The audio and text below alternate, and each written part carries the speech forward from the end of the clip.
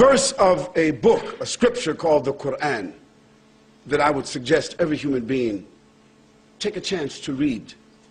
If you can't read it all, read a verse, read a chapter of it. I mean, why not? You watch TV, you got 100, and if you got cable, you got 700 something channels, including those adult channels. If you got a computer, you're surfing the web. But then go to Google or Giggle, whatever search engine you got, and just put in the word Quran. Quran. Yeah, Quran. Just put it in there. I dare you. I'm not telling you to put it in there because of religious purposes. Just put the word Quran in there and see how many hits that you get down there. See how many. And then just click one and just listen. Listen to the Quran. If it's in Arabic, you won't understand it, but just listen to it. And then ask for a translation, and then read it. Well, in one of the chapters of the Quran, this is a book of 6,626 verses, 114 chapters, that was revealed to a man called Muhammad, the son of Abdullah, who himself claimed to be a prophet of God, like Jesus, like Moses, like Abraham, like David, like Solomon. He claimed to be a prophet. And we believe, as Muslims, that he was a prophet. We believe that this Quran was, in fact, revealed to him. This is what our belief is.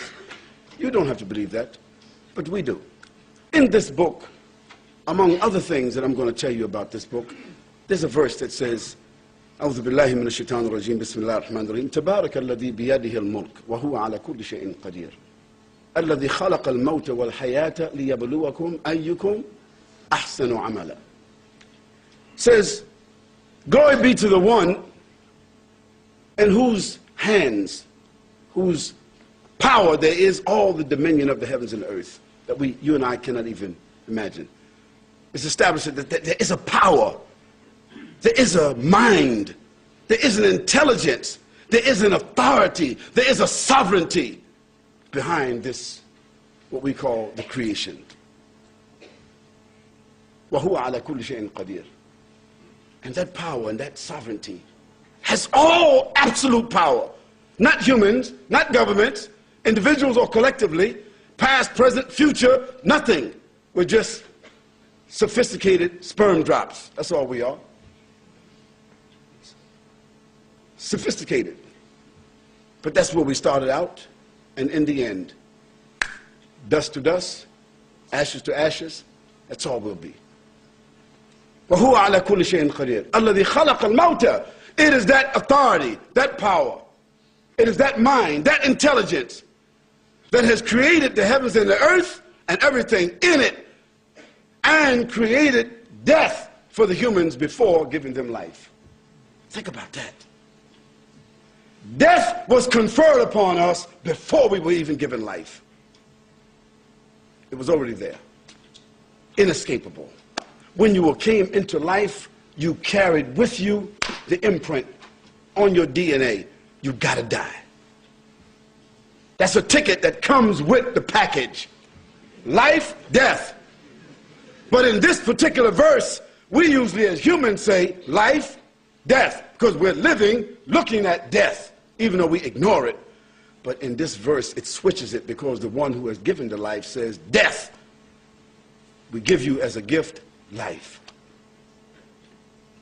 الذي خلق الموت والحياة ليبلوكم أيكم أحسن عملا. In order to see which one of you will be the best in their behavior and in their conduct or their responses.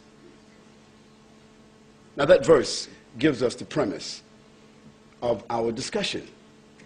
That the purpose of life, this small little like that, that's all it is.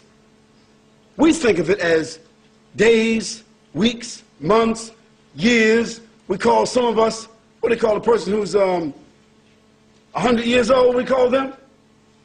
A centenarian or something, what's that terminology? Somebody who's 80 years old, we give them different names, but it's just like that. And if you're 60 today, or in my case, 59 in 3 days. Maybe I shouldn't have said that, huh? See, think back. Think back when you were 15 years old, 12 years old, when you were just playing around in the schoolyard at home, doing this and that. You had no problems, and you're thinking about life and all the things you want to do and what you want to be and what you're going to achieve, and your brothers and your sisters and your mother and your father and your house, and no responsibilities, no rent, no bills, no nothing. Think about it. When was it? It was just yesterday. For me, it was just yesterday. Just like that. Where has the time went? What has happened? And now, today, everyone will agree. It seems like the sun rises and sets, and the day is just going like this. You can't even say, what happened? What's today? I said, today is Tuesday. I said, Tuesday, brother, this is Thursday. I said, what happened? It's time. Because time is nothing but a capsule. Time is nothing but a drop of water on the windowsill, and the sun comes, it's gone. That's time. And that's what you and I have been given. We've been given time. And what you're going to do with this here time? No one, no group has come into being on their own. Is anybody here, whatever philosophy that you have, who can say that, well, I came into being on my own? No, you didn't come into being on your own. You didn't decide to come here. You didn't decide to even be here in this life. You were brought into life. You were conceived by your mother. And if some of you think that you were born by some type of immaculate conception, or even you came through some hallway or something, and even test tube babies, even those babies that are born when people are, those mommy families, you know what I'm talking about. The daddy families who are buying the sperm off the internet and, you know, to have their own nuclear family. Still, they come into life not by their own determination. I say to you, that if we think about the heavens and the earth, let's think about it for a moment. Let's go macro, and then we go micro. Let's go macro for a moment. Let's go out. The earth is the third planet among, they said, 9 planets. I think they just discovered another planet. In our solar system, the earth is the third planet from the sun. And how many miles are we from the sun? Is it 93 million miles or something like that? And the earth is the only planet that has the ecosystems to sustain life. It's the only one. Because if we go to the left, Mercury, it's too hot. If we go to the right, Mars, it's too cold. The earth has the only ecosystems that support what we call life.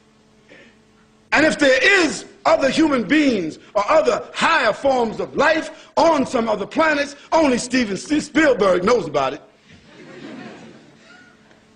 Or that station that comes on, what's that program that comes on with that, about the aliens? Just in case you don't know it, this is all fiction.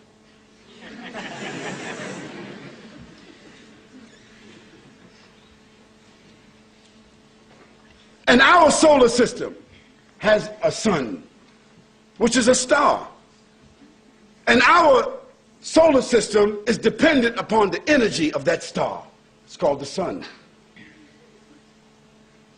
Yet our sun, with all of its brightness and power, it is one of the smaller stars in the Milky Way. Did you know that? One of the smallest.